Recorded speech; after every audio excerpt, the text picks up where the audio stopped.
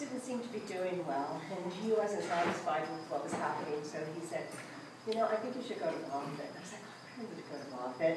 He said, no, I'm sure everything's fine, but you should go. So he made arrangements for me to go to Moffitt and meet with Dr. Letson and the team. So it was decided that I would have a biopsy at that time. And so I came back, and let me say at the beginning, the first time I sat down, first I didn't feel like I belonged there. And I still didn't feel like I belonged there because I was certain I didn't have cancer. But I had such a sense of confidence. In fact, the moment you walk into Moffitt and you're not sure where you're walking to and you've got this piece of paper, there's like people coming down the hall saying, do you know where you're going? No, I'm going, I think, to the sarcoma. Do you know which direction? Walk with me, I'll show you. Now, I've been in the hospital before. That never happens.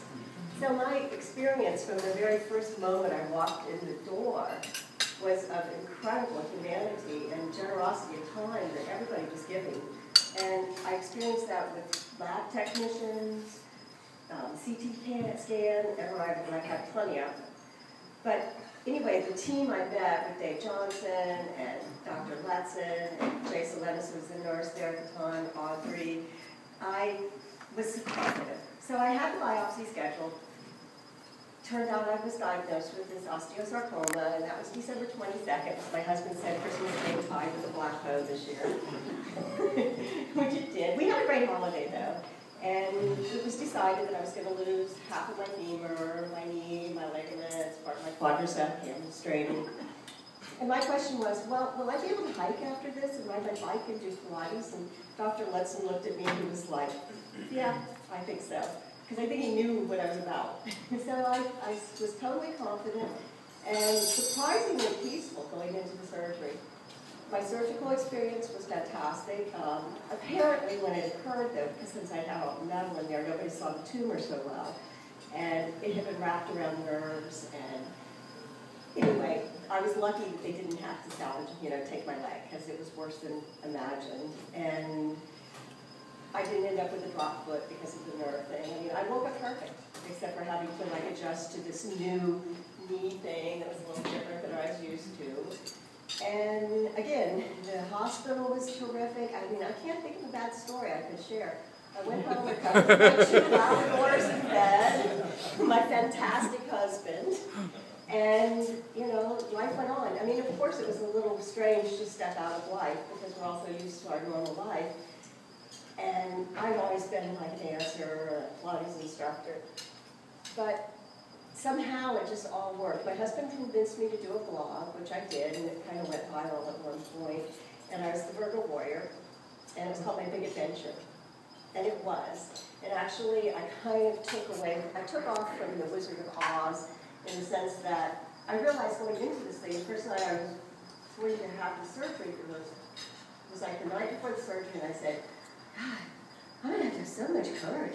I'm going to have to really use my head about this thing, and I'm going to have a lot of heart and compassion, for everybody and everything around me. And so I went, oh my God, the Wizard of Oz, they're all there, they're my friends.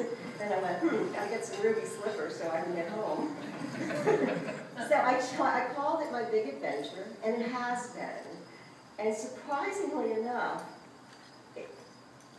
you would think it's weird for me to say that my cancer experience was one of the best, most positive experiences I've had in my life.